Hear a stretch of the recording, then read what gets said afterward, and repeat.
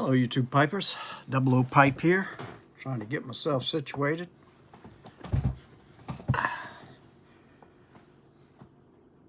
I'm going to do my Savinelli Roma. Well, there's a number on there, 673. Hadn't been smoked in quite some time. And I thought I'd break open this package of Sir Walter Raleigh again. Yeah, maybe not. that didn't appeal to my nose. I don't know why. But I've got some, well, this looks like the same thing, it's just in a different pack.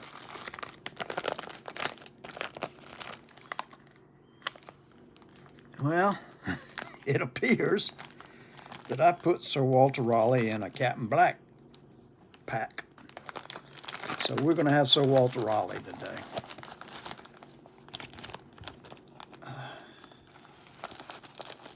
I'm just putting the bowl of the pipe into the tobacco and scooping.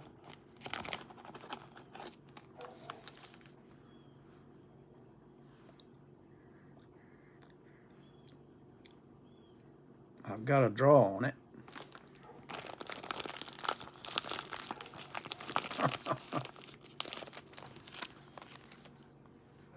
See right there I wrote Sir Walter Raleigh because I must have used all of that tobacco.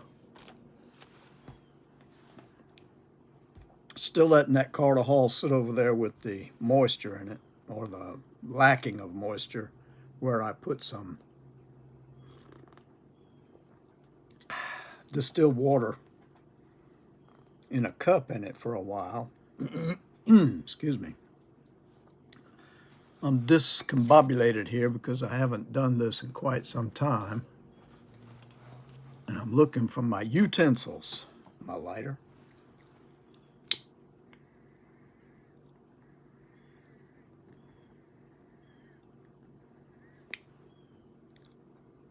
That's not bad.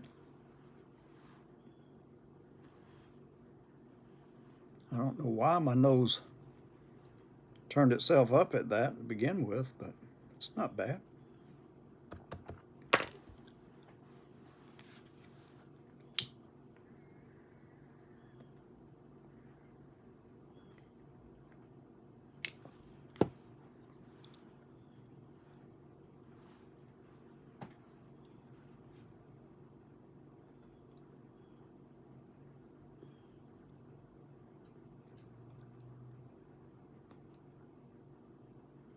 Sir Walter Raleigh in a short pipe. Excuse me.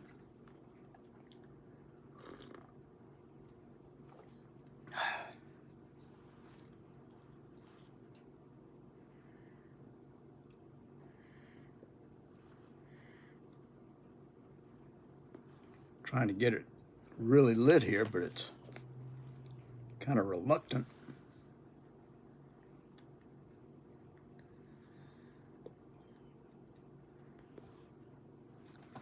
Maybe that'll do it.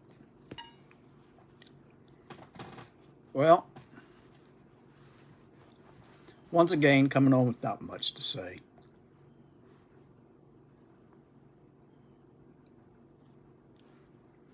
I think the last time I was on was last week. Not sure exactly what day. And once again, that's the last time I smoked a pipe.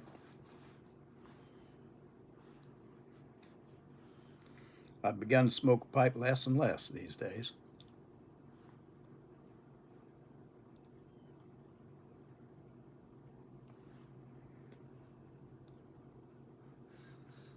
Huh.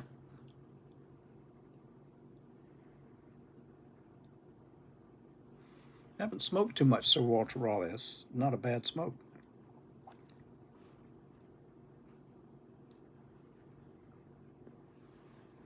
Been trying to get back into the writing, but I'm not doing it daily like I was for a while there. I need to get back to that because that's the only way the things come to you. I have pages and pages of background information for when I put the stories together that I have written in the back. Can have a filler in between each one to maybe make a book out of it. If anybody knows a publisher or an editor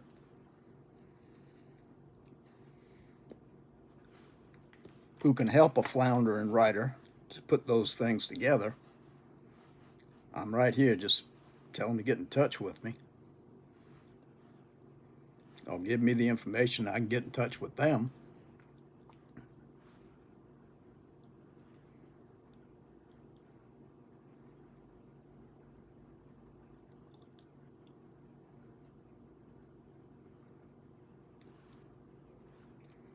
I did write the other morning and I came up with a memory of Clyde and I don't play much of a part in it other than as spectators. My grandmother and my mother grew up on a farm.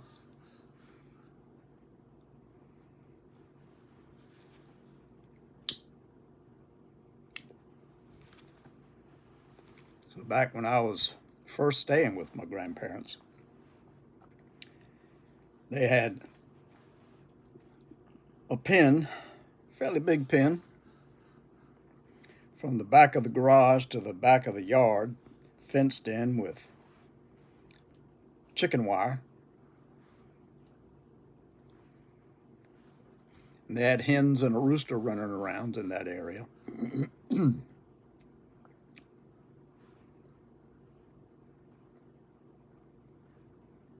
I think Clyde and I must have been asking Grandmama to make us some fried chicken, because in the early afternoon, this particular day,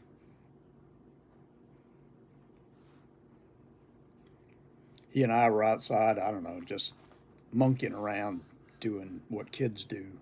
Could have been reading funny books for all I know, but Grandmama, door slammed and we looked up and she's walking out, rubbing her hands together. She goes into the garage.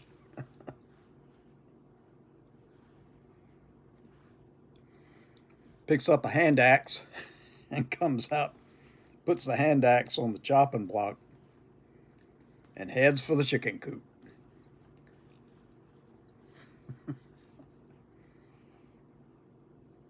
Well, as she opened that gate, Clyde and I ran over to the side and watched through the wire as she looked around at the hens that were clucking, scratching at the dirt.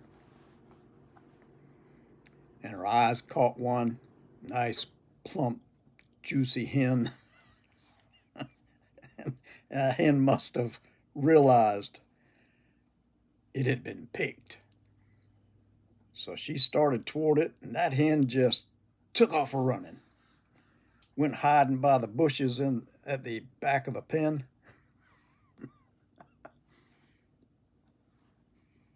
My grandmother headed right for those bushes. And as she got to them and reached down, that hen took off, skittering across the yard, over back behind the coop that they had where they lay eggs and such.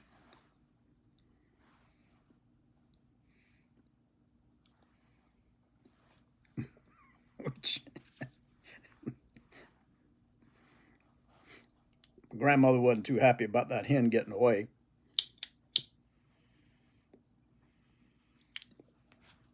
But she headed over in that direction. That hen, all the rest of them were just backed up against the wire. You know, they just weren't getting it in the way, and they kind of froze, so as if to hide in plain sight. And she marched over there and marched behind the chicken coop itself, the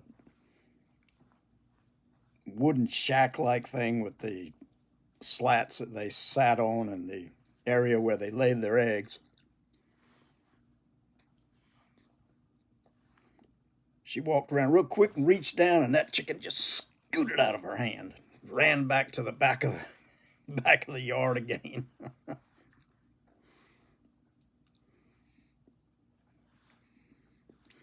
My grandmother started muttering to herself and started walking determinedly back straight, looking at that hen, and that hen, you could tell it was nervous because it was shaking and it knew what was coming.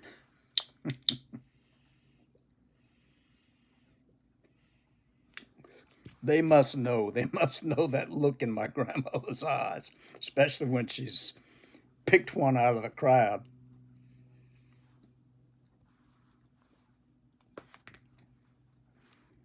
And she started walking back there, kind of weaving this way and that, and the chicken's body was going and his head was sticking like this, watching to see which way she was going so it could take off again. Grandma got to the bush and kind of put her arms around so that maybe she could corral it at the corner there. And that chicken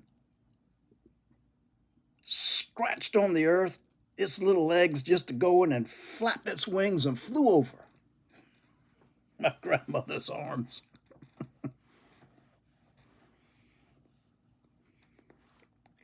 Which made my grandmother mad again.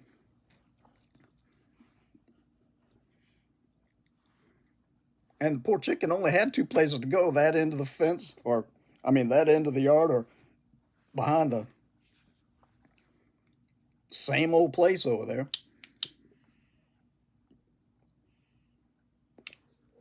So back it went.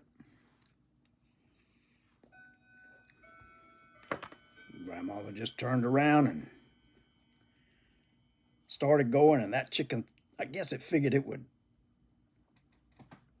get around my grandmother a little bit better if it took off real fast instead of waiting for her to come around the back. So it took off, and it went straight for my grandmother, took a right, and my grandmother reached for it, and bam, she fell on her bottom. And she was sitting there in chicken squat, which really made her mad because she had lost her footing as that chicken scrambled by.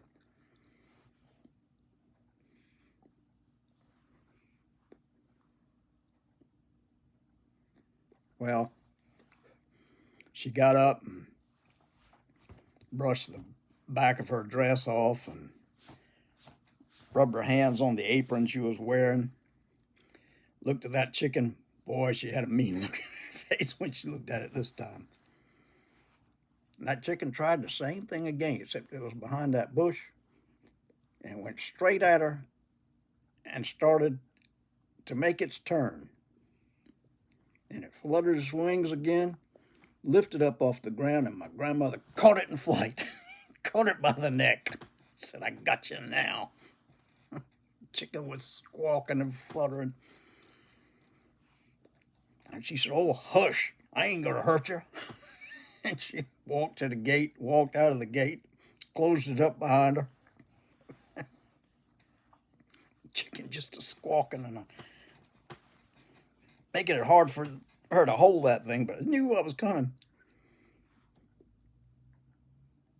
And once again, she said, "Oh, hush, I'm not gonna hurt you." And then she did this number, which snapped its neck. Then she put it down on the block and chopped its head off. And up popped that chicken body, blood squirting out of its neck. And that's when Clyde and I, with glee in our eyes and screams of hilarity, ran after that chicken as it was running around the yard this way and that way, headless. Didn't know where it was going. We didn't know where it was going, but we tried to keep up with it until it finally just collapsed. And Grandma said, "Clyde Lynn, get that chicken and bring it in the house," which he did. And she spent the afternoon plucking feathers and doing whatever at all it is that you do to prepare a chicken. I think Granddaddy went inside and took the insides out of the chicken because Grandmama didn't like to do that. She didn't mind pulling feathers off, but she liked to leave that to Granddaddy. But Clyde and I always got a big kick out of it. I mean, we're just kids. We don't know anything. We don't have any empathy for anything. We're just kids who are delighted in something fun to watch. And that chicken running around the yard without a head, blood spurting out of its neck, was just funny to a kid. What can you say? Besides, that was going to be fried up for this evening. So anyway,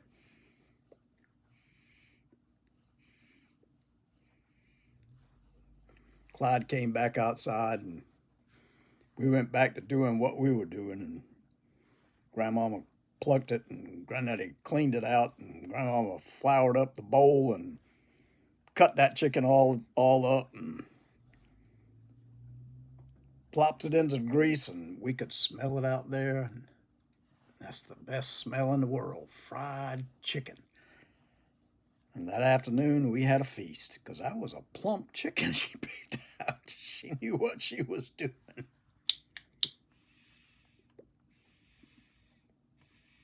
But it always tickled me. She would say to that hen, "Oh, hush, I'm not going to hurt you," and then flip it around in a circle real quick, snap its neck. You can't tell me that doesn't hurt a chicken. But I mean, back in those days,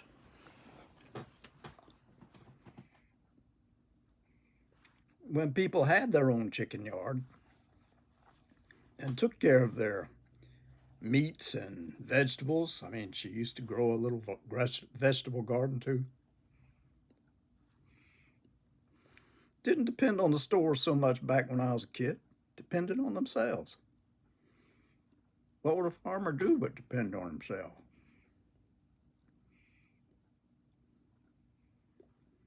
And that chicken always tastes better than anything you could buy at the store.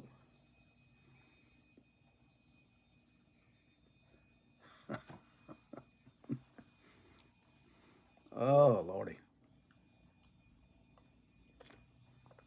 And my grandma wasn't a mean woman. She just decided we were going to have fried chicken, and that was the chicken she was going to choose.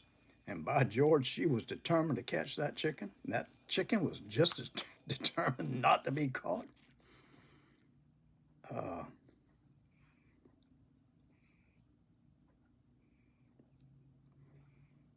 Being an old man now, I feel sorry for that chicken, but back then I didn't. Back then I didn't at all. Neither did Clyde. And chasing that chicken, it was just, I mean, it was everywhere, all around the tree, and without a head. That energy lasted a long time before it just boom, fell over to the side.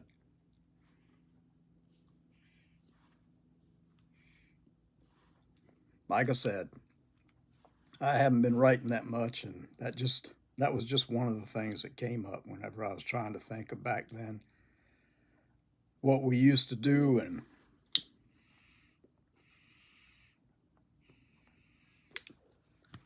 how we used to live.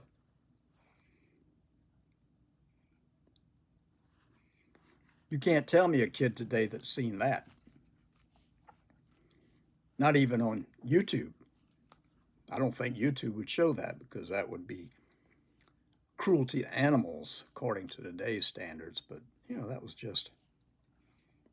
that was how we got dinner. Granddaddy go fish, and we'd have fish that evening. Grandma would go out in the chicken pen and pick up eggs, and that's what we'd have in the morning. Absolutely fresh eggs.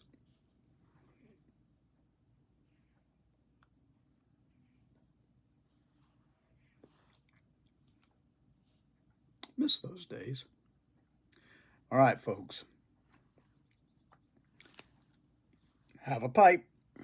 Have some good tobacco. I've got a cup of tea.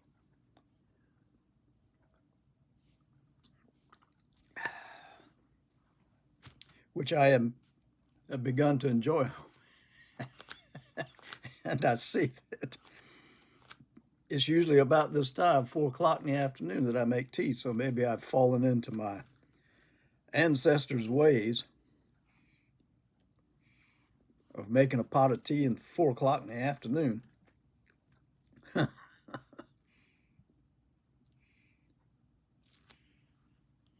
Well, it's Friday, November 1st, a little past 4 in the afternoon.